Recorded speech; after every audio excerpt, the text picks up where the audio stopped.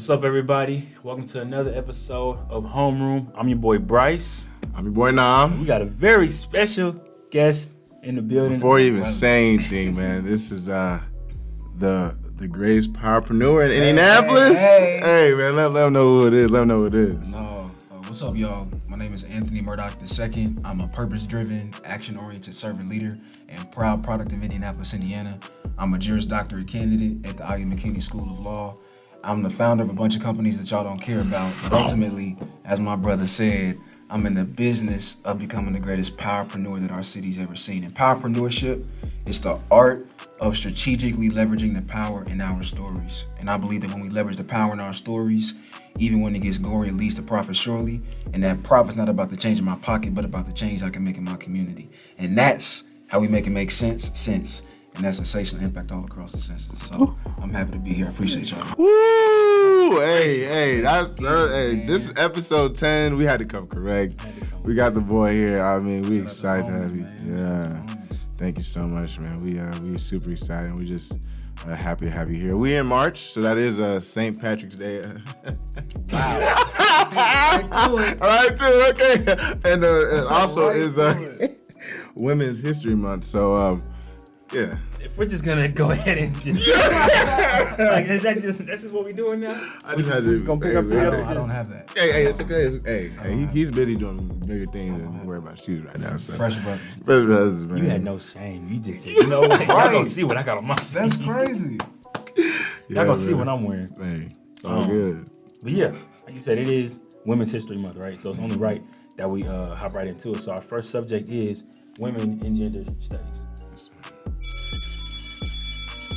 This is a really cool segment we got here, right? We each get to talk about a woman or women who we've seen either in our lives or just in general in history that we've seen really have a major impact and either change or impact the world around them. So, you mind if I start? Go ahead. So, I know I'm a nurse. I'm in healthcare, and so I did some research on the first Black nurse, and her name is Mary Eliza Mahoney. Let me pull my notes out because this woman did a lot. Yeah. I get my notes out for mine too. It's great. Right. But yeah, so she was born 1845, Boston, Massachusetts. Went to Phillips School in Boston, and around 1855, it became one of the first integrated schools. So you can only imagine just the discrimination that she was probably dealing with, even at such a young age. Even though she was in the North, still, like, we're talking about before Civil War. 18 what? 55. 1855. Yeah, Definitely. definitely. You know what I'm saying? Yeah, definitely. So, again, when is Civil War before that? No, it's 61. 61. 61? So Yeah. that was before, okay. Yeah. Y'all was looking at me like, Don't worry. No, but you was definitely right. Yeah, you was right. Man. You was Y'all good. ain't worried. It was good. we gonna get you in the edits, but it's all Boy, good. y'all wasn't y'all. It's okay. But yeah, at a young age, she knew she wanted to be a nurse. Are we on that? No, we good. We just let you go, man. We let you But go. no, she knew she wanted to be a nurse at a young age. And so she started working at a hospital. She was a janitor, a cook, a washerwoman, and a nurse's aide. So she definitely kind of paid her dues. She was a hustler. No, for real. And so when she was 33, she finally was able to get into school. She was admitted to nurse school in 1878. 16-month program, so very intense, right? 42 people came in, 4 came out. I'm talking less than 10%, and she was one of those 4. Yeah. And then so now, not only one of those 4, but she's the only Black person, only Black woman, right, to make that happen. And so she became the first African American to earn a nursing license, a professional nursing license. Which, I mean, my program was 16 months, and that's after me getting all this other education I had. So I can only imagine what she went through. Yeah. And again, we only have less than 10% people graduating. Like, that's got to be a very rigorous thing to be able to go through, especially, again, probably facing even more discrimination because of the time, because of who she was, being Black and being a woman. That's amazing. But she didn't just stop with being a nurse. She didn't go into public nursing because of discrimination. She focused on private care. And even then, her patients that she did take care of spoke about how caring she was, how professional she was, how good she was at what she did. And so she became a member of, it's now known as the American Nurses Association, but back then it was called the Nurses Associated Alumni hope I'm saying that right, of the United States and Canada.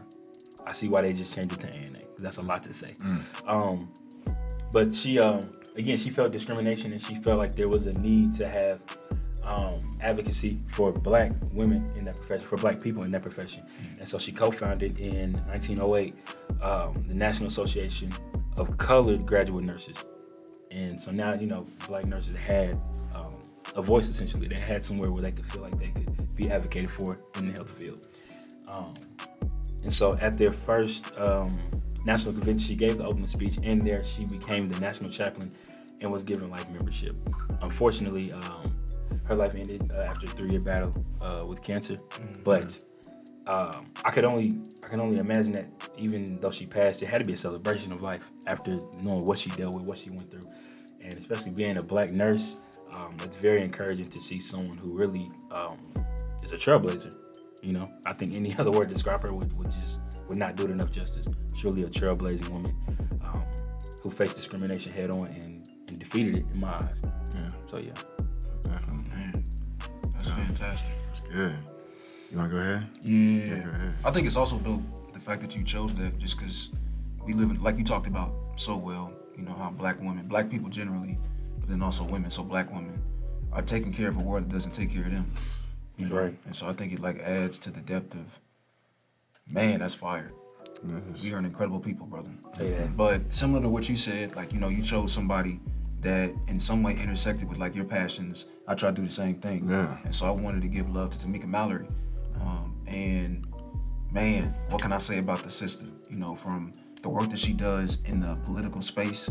And I know for me that Black bodies have been, are, and continue to be the most politicized bodies in this country, in this world. And I have always appreciated the way in which Tamika Mallory has been able to talk about politics in a way that's culturally competent and truly digestible.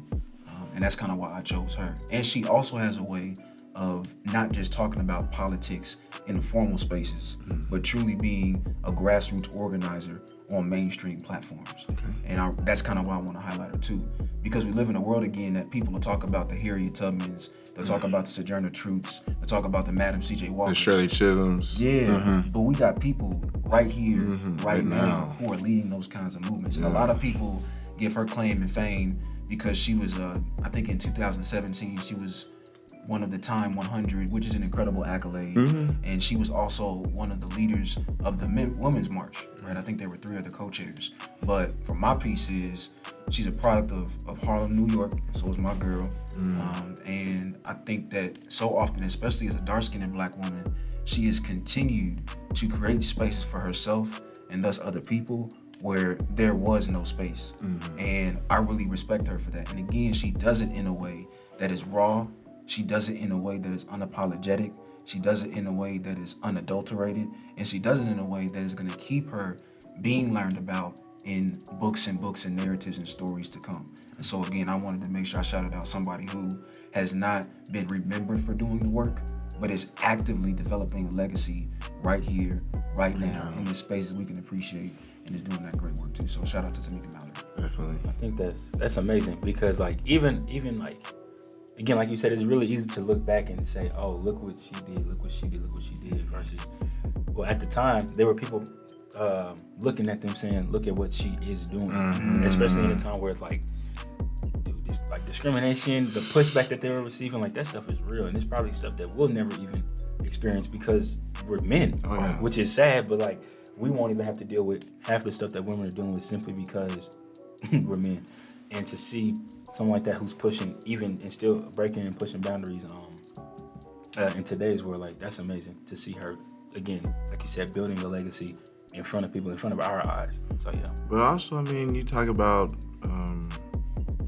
them saying, look what she's doing. How many times it wasn't always people saying, look what she's doing in a positive light. So it's nice for you to give people their flowers while they're here and things like that. So just like y'all, I think, because I picked 2 as well. I picked 2, and they connect with what y'all doing, because y'all picked someone who's in y'all field, but then also who's present day. So my first person was Lieutenant General Naja West. She is the first female lieutenant general, first African-American female lieutenant general, and the highest ranking woman to graduate from the U.S. Military Academy.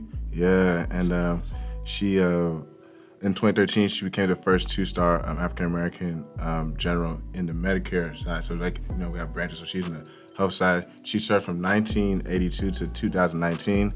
She got her bachelor's degree from West Point in engineering, and then went on to get her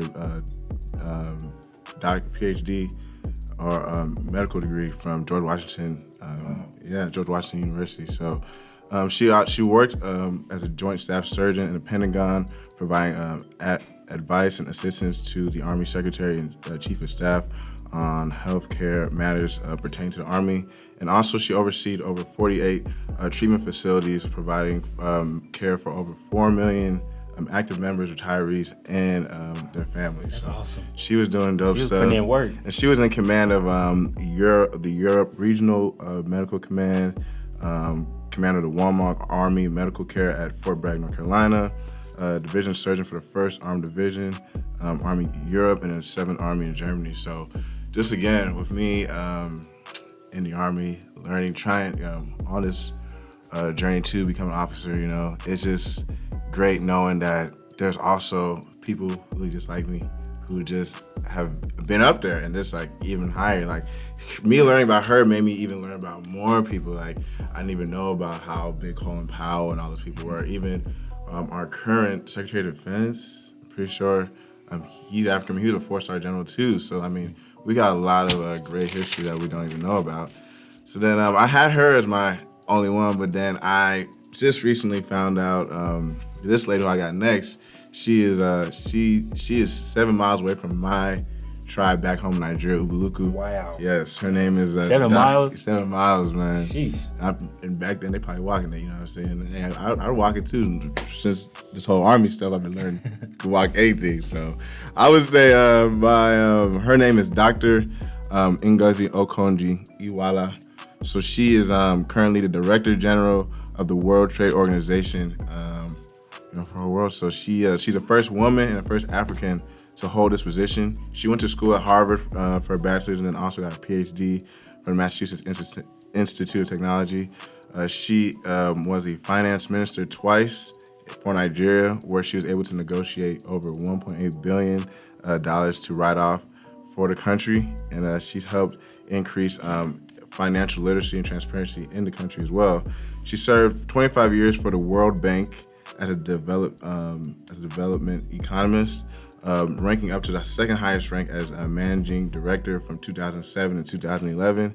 And she's now working with the Global Alliance for Immunization to help administer the COVID-19 vaccine globally across the world. So, I mean, all of them are just doing dope stuff, man. It's just so cool because she's really from the backyard, you know what I'm saying? Like I said, 7 miles away from my family's village. So like, it's just dope that she's in this big space. Even for her to go to Harvard and then even keep it going, I mean, it's huge for Nigerians, huge for, and then even with Lieutenant General Najee West, huge for Americans. So it's just great things going on all around the world with women just doing amazing things for. I'd like to ask you both, how does it, and y'all can ask me too, how do the women that you chose, how do they affect you or impact you or influence y'all? Like why? Like I know why y'all chose them, but like how do like reflecting on what they've done? How does that, impact or influence what you're doing now? I mean, for me, I just say like it really shows the sky's the limit. You know what I'm saying? Like Dr. Iweala, like she was in Nigeria. She started like in Nigeria. You know what I'm saying? So just to make things happen there, like, or maybe, I mean, just like anywhere else, you may feel like you're too small, but she made it out where even she could have stopped when she went to Harvard, you know what I'm saying? But she kept pushing, pushing the needle, and now she doesn't even, I mean, I bet she knows, but she don't know how much inspiration she's given to the next person, and probably someone did the same thing for her, but every time she's doing that, it's giving continuous inspiration. Lieutenant General Najee West, like, what she did, even in the medical side, like, I mean, I'm getting my master's right now, and like, I want to do stuff in the medical side. So just seeing that there's a space for us to do that, it's just dope and they give us that assurance that we can. So that's why. I think feeding off that same energy, I say a lot of the same things. And again, that's kind of why I try to choose somebody that was in a realm or in an arena, an industry that was similar to mine. But I believe that, especially as Black folks, the greatest form of currency that we have is our stories.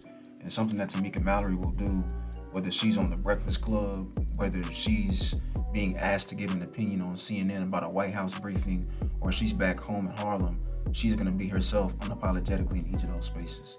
And I even made a video about it yesterday, not about her, but about, for me, something that's central to my heart as a storyteller and as a leader in some sense of the word, as people commonly refer, I guess, is that I try and send a message and I try and share a message that is true and authentic to me and is true and authentic to my experiences. And I think that as a Black man in this world, the only thing I have more often than not is my word.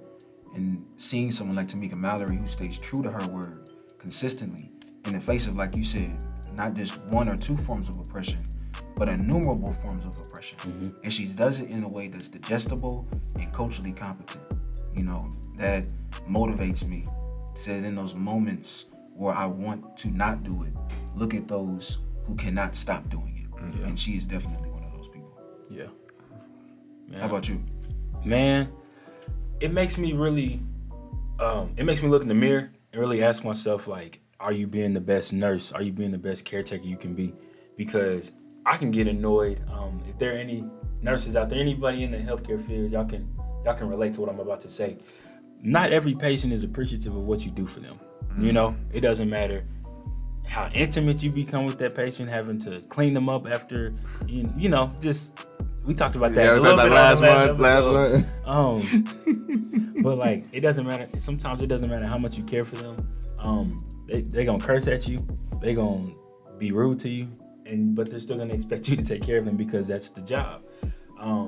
So I can only imagine, you know, just what I've dealt with, to imagine what she may face as a Black woman taking care of probably mainly white people in a time where certain words, you know, just flew off the tongue. And for her to still be remembered as someone who was caring, who was professional, it really makes me reflect and say, okay, Bryce, like, why did you become a nurse? You became a nurse to help people, to care for people, regardless of how they were going to receive it. And it just reminds me, like, you have a mission as a nurse, as a healthcare worker. So yeah, it's amazing for her to have gone through what she went through and still be known as the nurse that she's known as. So yeah. And we know there's still a lot of history being made. Even any females who are watching, or any women who are watching, I mean, you are history as well. So don't think that it's because your name didn't get called today, or like you're not on this platform. Everything you do, just going outside, working hard, doing what you're doing, is you who builds this story that is so important to us, this story. So we thank y'all. We thank y'all for tuning in. We thank y'all for what y'all do. So happy Women's History Month to all you guys. Making history out of HERstory, right? Come on now. Okay. Yo, if you know a dope woman who is doing exactly that, making history out of her story, tag them down below. Just let us know in the comments. Show some love. Show some appreciation. Don't forget to like, comment, share, and subscribe. Thanks for joining us. And we'll see y'all on the next subject. Peace. What's good, y'all? It's your boy Murdock. Make sure you like, share, subscribe the Homeroom podcast on YouTube, and follow us on Instagram for all the latest updates, giveaways, and fantastic details.